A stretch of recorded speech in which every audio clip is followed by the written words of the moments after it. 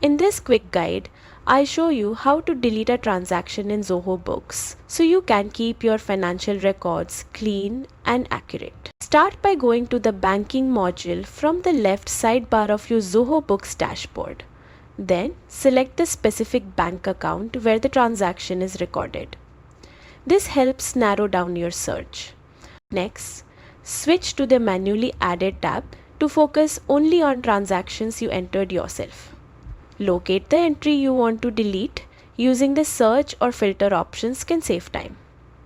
Once you found the transaction, click the delete icon. Zoho Books will ask you to confirm this.